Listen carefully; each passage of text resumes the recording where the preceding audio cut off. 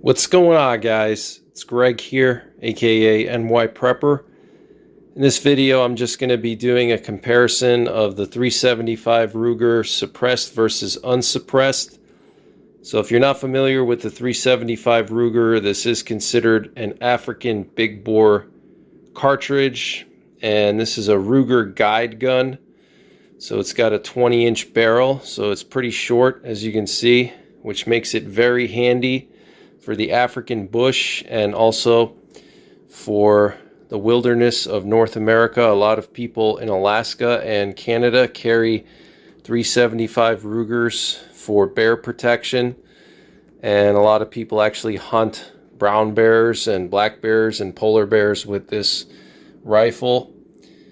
But there you can see the stamping, 375 Ruger. This is a classic cartridge in my opinion, because what Ruger and Hornady did back in 2010 is basically produce a 375 H&H on steroids that can be chambered in a standard length action. And so this made a mass-produced, relatively low price safari rifle cartridge available to common Americans. You know, you don't have to spend $5,000 or $10,000 to get into an African rifle like you used to back in the day.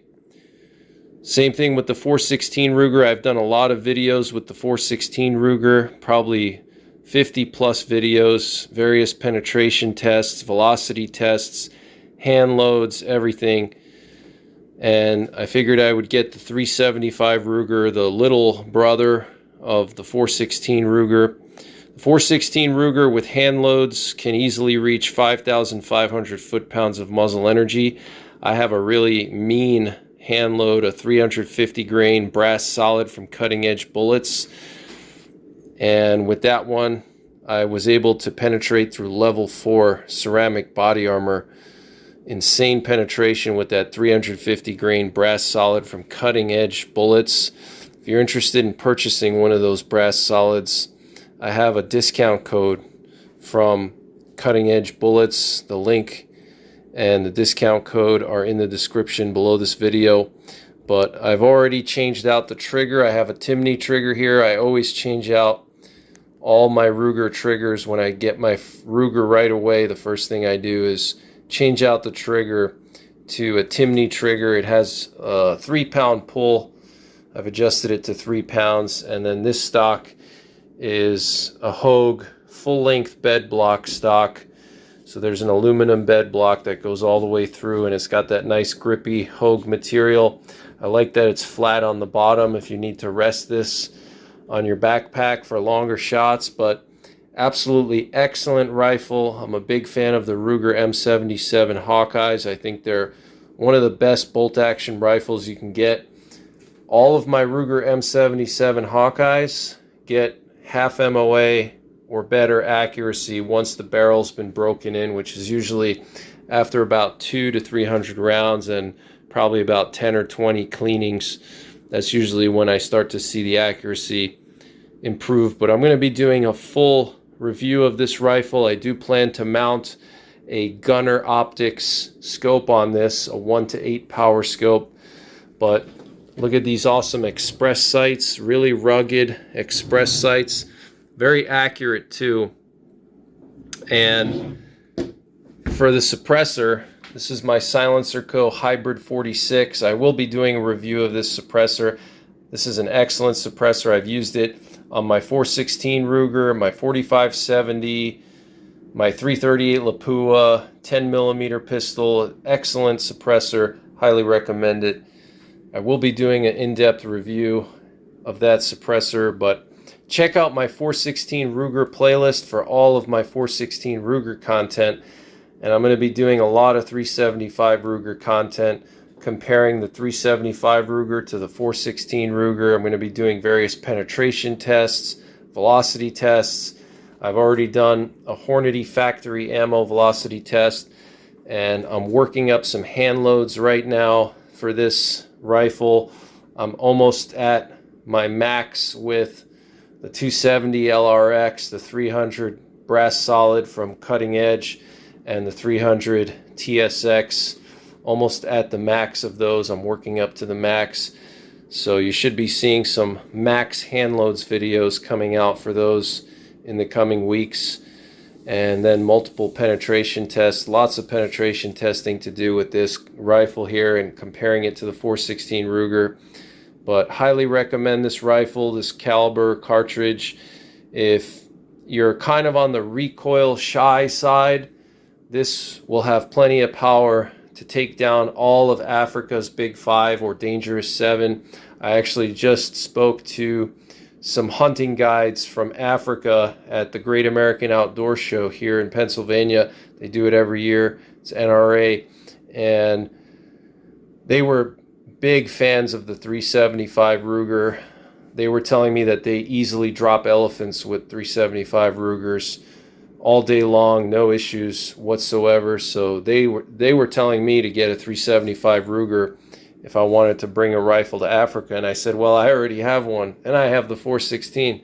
And they were pretty impressed by that. But they had nothing but good things to say about both the 375 Ruger and the 416 Ruger.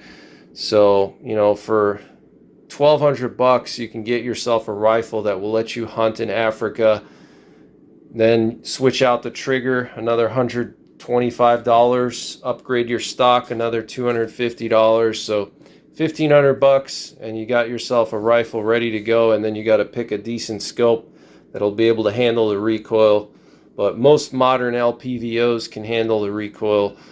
And one thing about the suppressor with a Safari caliber is that it does help reduce the recoil a little bit.